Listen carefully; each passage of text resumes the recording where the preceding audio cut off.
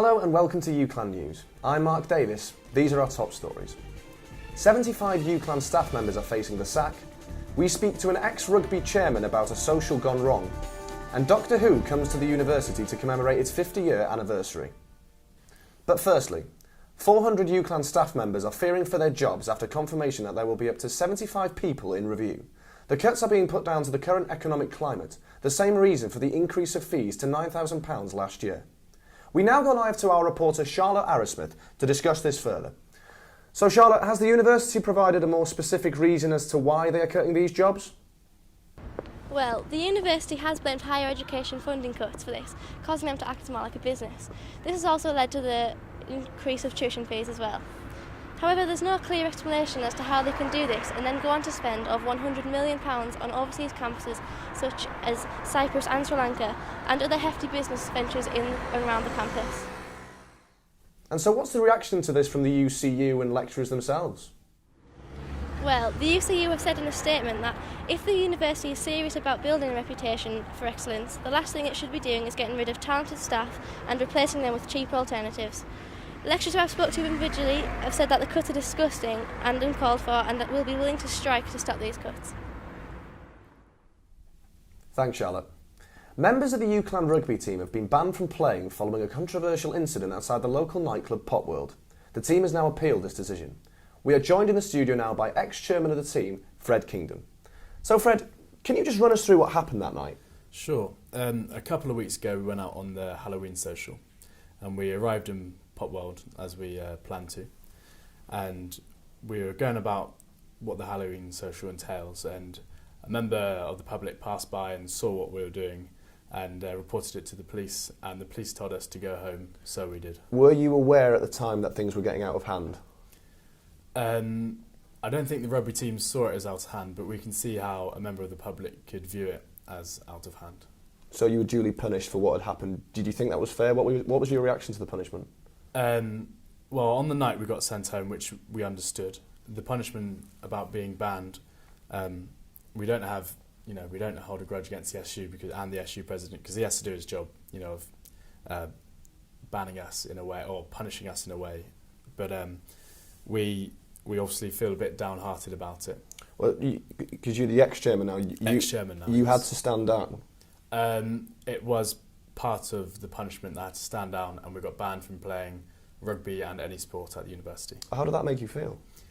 It obviously made me feel a bit small, to be honest. It made me feel like I've let my team down, because now the first team have 5 players that aren't playing for them anymore, and we have to delve into the second team, and now the second team are struggling for numbers and have struggled to put it outside this week.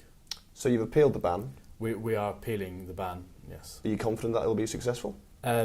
We would like to go in with optimism, but we're not building our hopes up. And do you think from now on that future socials will be changed as a result of the incident? I think we'll definitely put more time in thinking about how people perceive us and what our reputation is now. The socials have been going on like this for years upon years now, so I think it is time for us to look at what we did and how we can improve our ways and how we're seen in the public eye. Okay, Fred, thanks for joining us. Thank you very much. The university is to become a centre of excellence for brain tumour research. We spoke to Dr. Jane Alder, who believes that the university's links with Preston Royal Hospital puts this bid in a strong position. There's 3 things you need to be a successful researcher in the area of clinical research, and you need a very good link to the hospital, which we've got. It's very unusual to have such an excellent link and such free access to primary brain tumour tissue. I mean, it's so rare to get hold of tissue samples, so that link is absolutely crucial, and I'd say that's what puts us at the forefront of this research. UCLan played host to a cacophony of Time Lords and monsters recently, as Preston hosted its very first Doctor Who convention ahead of the programme's 50th anniversary. Ray Kershaw was there to see what came out of the time vortex. Doctor Who fever has gripped UCLan as some of the world's biggest Whovians and leading experts in the science field have descended upon Preston. They're here to explain the science behind the scenes of the show as part of the Lancashire Science Festival. Is time travel possible, and can the TARDIS really be bigger on the inside? Let's find out, shall we?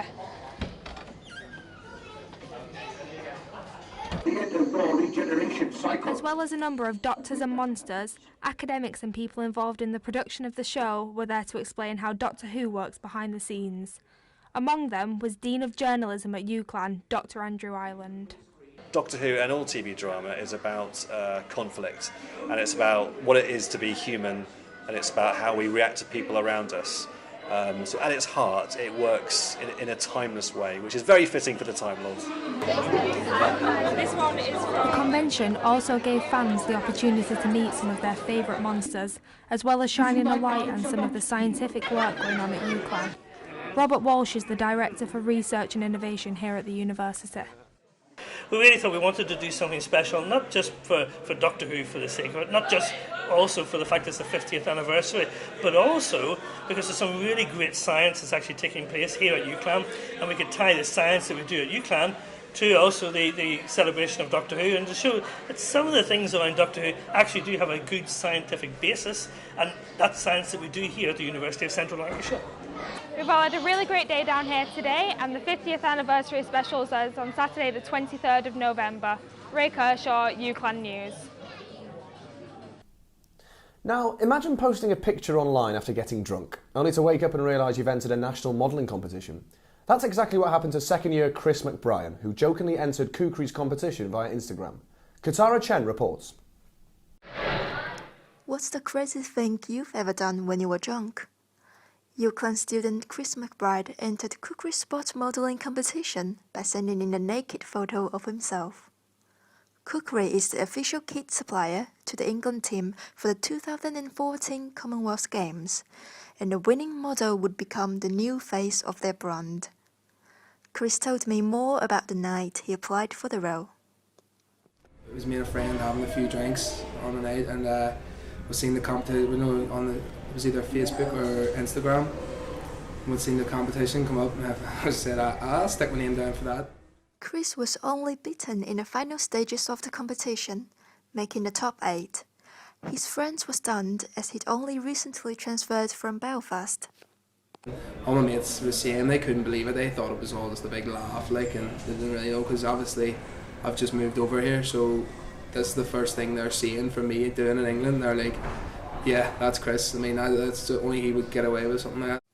Although Chris didn't win the competition, he knows the consequences next time of entering something like this under the influence.